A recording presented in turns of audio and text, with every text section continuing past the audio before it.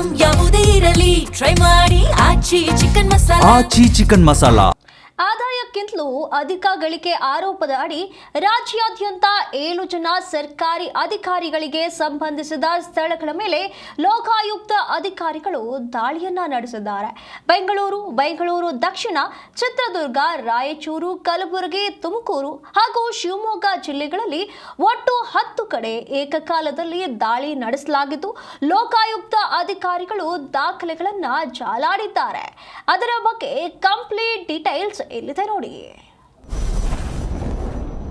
ರಾಜ್ಯಾದ್ಯಂತ ಭ್ರಷ್ಟ ಅಧಿಕಾರಿಗಳಿಗೆ ಲೋಕಾಯುಕ್ತ ಶಾಕ್.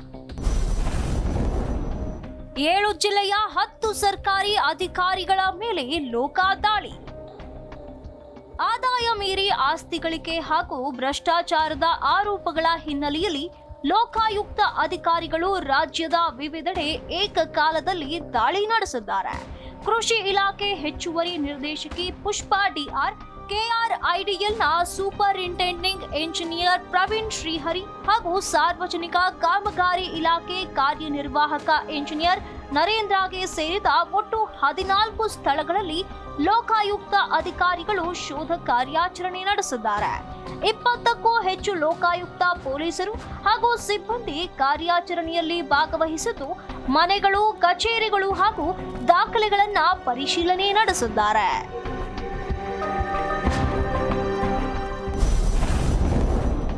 ಶಿವಮೊಗ್ಗ ಎಸಿಎಫ್ ಕಚೇರಿ ಮೇಲೆ ಲೋಕ ದಾಳಿ. ಅಧಿಕಾರಿ ಕಿರಣ್ ಅಂಗಡಿ ಕಚೇರಿಯಲ್ಲಿ ತಲಾಶ್. ನೀರಾವರಿ ಡಬಲಿ ಮನೆ ಸೇರಿ 7 ಕಡೆ ಲೋಕಾಯುಕ್ತ ದಾಳಿ. ಅಕ್ರಮ ಆಸ್ತಿ ಸಂಪಾದನೆ ದೂರು ಹಿನ್ನೆಲೆ ಲೋಕ ದಾಳಿ. ಹೌದು, ಶಿವಮೊಗ್ಗದ ಅರಣ್ಯ ಸಂಶೋಧನಾ ಕೇಂದ್ರದಲ್ಲಿ ಸಹಾಯಕ ಅರಣ್ಯ ಸುರಕ್ಷಣಾಧಿಕಾರಿಯಾಗಿ ಸೇವೆ ಸಲ್ಲಿಸುತ್ತಿರುವ ಕಿರಣ್ ಅಂಗಡಿಗೆ ಸೇರಿದ ಧಾರವಾಡ ಮತ್ತು ಶಿವಮೊಗ್ಗದ ಒಟ್ಟು 5 ಸ್ಥಳಗಳ ಮೇಲೆ ಏಕಕಾಲಕ್ಕೆ ದಾಳಿ ನಡೆದಿದೆ.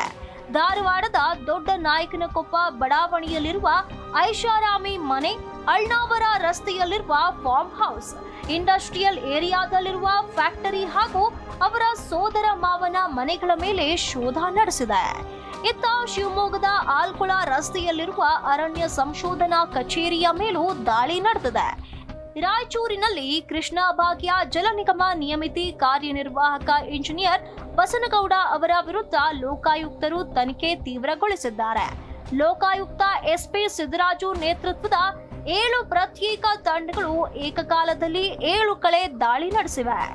ಅಷ್ಟೇ ಅಲ್ಲದೆ ಬಸನಗೌಡ ಪತ್ನಿ ಅನಿತಾ ಶೆಟ್ಟಿ ಹೆಸರಿನಲ್ಲಿರುವ ನಾಯರ ಪೆಟ್ರೋಲ್ ಬಂಕ್, ಅದರ ಪಕ್ಕದಲ್ಲೇ ಇರುವ ಬಾರ್ ಅಂಡ್ ರೆಸ್ಟೋರೆಂಟ್ ಹಾಗೂ ಗೋದಾಮಿನ ಮೇಲೂ ಲೋಕ ಅಧಿಕಾರಿಗಳು ದಾಳಿ ನಡೆಸಿ ಶಾಕ್ ನೀಡಿದ್ದಾರೆ.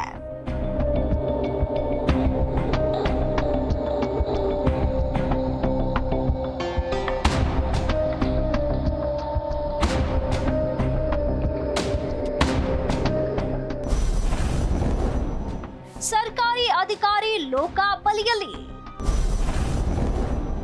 ಭ್ರಷ್ಟರ ಚಳಿ ಬಿಡಿಸಿದ ಲೋಕ. ಇನ್ನು ಕಲಬುರಗಿಯಲ್ಲಿ ಜೆಸ್ಕಾಂ ಸಹಾಯಕ ಕಾರ್ಯನಿರ್ವಾಹಕ ಇಂಜಿನಿಯರ್ ಅಮೃತ್ ರಾವ್ ಯಲಾಲ್ಗೆ ಸೇರಿದ ಕಚೇರಿ ಹಾಗೂ ಮನೆ ಸೇರಿದಂತೆ ಒಟ್ಟು 7 ಕಡೆಗಳಲ್ಲಿ ಲೋಕಾಯುಕ್ತ ಎಸ್ಪಿ ಸಿದ್ದರಾಜು ನೇತೃತ್ವದ ತಂಡ ದಾಳಿ ಮಾಡಿದೆ. ನಗರದ ಜಾಗೃತಿ ಕಾಲೋನಿಯಲ್ಲಿರುವ ನಿವಾಸ, ಬಸವ ಅಪಾರ್ಟ್ಮೆಂಟ್ನಲ್ಲಿರುವ ಫ್ಲಾಟ್ ಮತ್ತು ಕೊತ್ತಂಬರಿ ಲೇಔಟ್ನಲ್ಲಿರುವ ಜೆಸ್ಕಾಂ ಕಚೇರಿಗಳ ಮೇಲೆ ದಾಳಿಯಾಗಿದೆ. ಅಮೃತ್ ರಾವ್ ಜಾಗೃತಿ ಕಾಲೋನಿಯಲ್ಲಿ ಪ್ಲಾಟಿನಂ ಸ್ಟುಡಿಯೋ ಎಂಬ ಹೈಟೆಕ್ ಸ್ಟುಡಿಯೋ ಹೊಂದಿದ್ದು, ನಂದೂರು ಇಂಡಸ್ಟ್ರಿಯಲ್ ಏರಿಯಾದಲ್ಲಿ ಫ್ಲಾಟ್ ಹಾಗೂ ವಿವಿಧೆಡೆ 20ಕ್ಕೂ ಹೆಚ್ಚು ಎಕರೆ ಕೃಷಿ ಜಮೀನು ಹೊಂದಿರುವುದು ಪ್ರಾಥಮಿಕ ತನಿಖೆಯಲ್ಲಿ ಬೆಳಕಿಗೆ ಬಂದಿದೆ. ಗಣಿನಾಡು ಬಳ್ಳಾರಿಯಲ್ಲೂ ನಡೆದ ಲೋಕಾಯುಕ್ತ ಅಧಿಕಾರಿಗಳ ದಾಳಿಗೆ ಸಹಾಯಕ ವಾಣಿಜ್ಯ ತೆರಿಗೆ ಆಯುಕ್ತ ರೆಡ್ ಹ್ಯಾಂಡ್ ಆಗಿ ಸಿಕ್ಕಿಬಿದ್ದಿದ್ದಾರೆ. ಹಣದಾಸೆಯಿಂದಾಗಿ ಇದೀಗ ವಾಣಿಜ್ಯ ತೆರಿಗೆ ಇಲಾಖೆಯಲ್ಲಿ ಉನ್ನತ ಹುದ್ದೆಯಲ್ಲಿರುವ ಸಹಾಯಕ ವಾಣಿಜ್ಯ ತೆರಿಗೆ ಆಯುಕ್ತ ಮಲ್ಲಿಕಾರ್ಜುನ್ ಕುಬಸದ್ 90,000 ಲಂಚ ಪಡೆಯುತ್ತಿದ್ದ ವೇಳೆಗೆ ಲೋಕಾಯುಕ್ತ ಅಧಿಕಾರಿಗಳ ಕಣ್ಣಿಗೆ ಬಿದ್ದಿದ್ದಾರೆ. ತೆರಿಗೆ ಸಲಹೆಗಾರ ಶ್ರೀನಿವಾಸ್ ರಾವ್ ಎಂಬುವರು ನೀಡಿದ ದೂರಿನ ಆಧಾರದಲ್ಲಿ ಈ ದಾಳಿ ನಡೆದಿದೆ.